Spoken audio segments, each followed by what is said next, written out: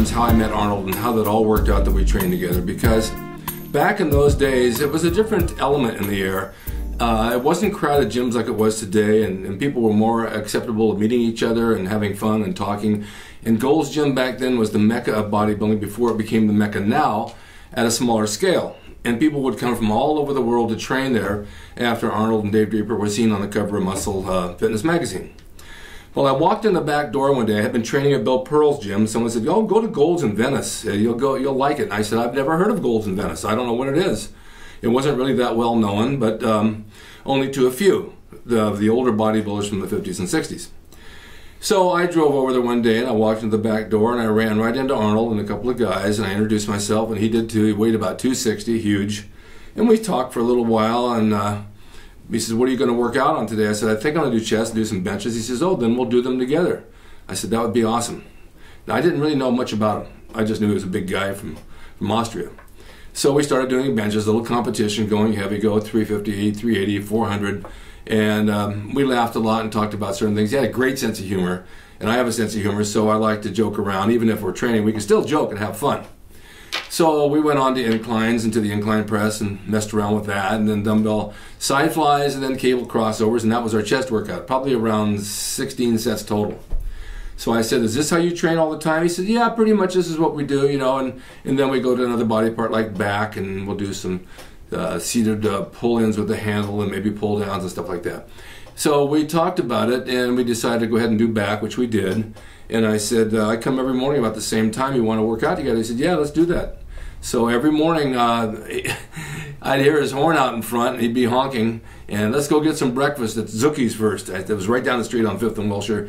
It was kind of a hangout for all of us anyway. A lot of wrestlers would come to town and go, a lot of bodybuilders, a lot of people from the stock market. It was just a deli that gathered a lot of people. So we would eat and we'd go to the gym and we start training and we'd do the chest and back thing and this and that. Well, back in those days, it wasn't that crowded. So he says, "Look, let's do this. Let's do bench presses. They're right here, and there's a chin-up bar right by the back door. You do a set of benches, I do a set of chins, I'll do a set of benches, you do a set of chins." So we did, and we started doing supersets with chins and benches back and forth. I'll tell you, this was like the greatest pump in the world because you're doing opposing muscle groups, and they work really well together. Then we move over to the incline, and we do an incline press superset with seated pull-ins. Now there you go again, chest and back, and we do about 4 or 5 sets of supersets back and forth. And we didn't have to worry about losing equipment because there wasn't many guys in there. No one would really step in front of you and take the equipment. Then we get to dumbbells, and we do dumbbell flies, maybe 40, 50 pounds, and then we would superset those with pull-downs. So if it wasn't pull-downs, we would do seated rows. We'd do whatever we didn't do prior, just as long as it was a back workout. I wish I could still do that, but today's gyms are so crowded, if you walk away from a piece of equipment, you can't get back to get it again because someone else already walked in and took it. But this is how we did that. And then one day we decided to do shoulders, and we were doing seated behind the neck presses, which I don't recommend to anybody because it really does hurt your shoulder joints, and standing laterals, and then cable laterals and cable crossover backwards. And then he said, "Let's try something I was taught back when I was in the other country and see if we like it." So we did standing presses where you stand and you rotate up as you go. Now I see people in the gym just doing this and turning and pressing, which is not how you do it. You have to rotate up as you go. It works the shoulder from front to back. So he says, "I'll start here with the 15s or 20s, and we'll go every 5 pounds all the way up as high as we can go nonstop. You just follow me." So I got behind him and I did that, and we went all the way up to about the 65, 70s, even for a few reps with the 80s, and that was really difficult, nonstop. Then we started with the 80s, 75s around that area, and we worked all the way back down to the 15s again. Same pressing movement nonstop till you couldn't even do one more rep. So he says, "That's it. That's all we got to do, pressing. But now we got to do laterals, side laterals, the same way. 15 pounds all the way up to maybe, I don't think went more than the 40s, 45s. Couldn't get any heavier than that. And then all the way back down again." He says, "Now that's the shoulder routine. That's it. That's all you got to do." Now, 2 exercises nonstop. The pump was tremendous. My shoulders looked like big baseballs hanging out there, and I thought, this is really good. And we did that for quite a while. And it's not something you can do week after week after week after week because you get to burn out and you got to switch it up a little bit.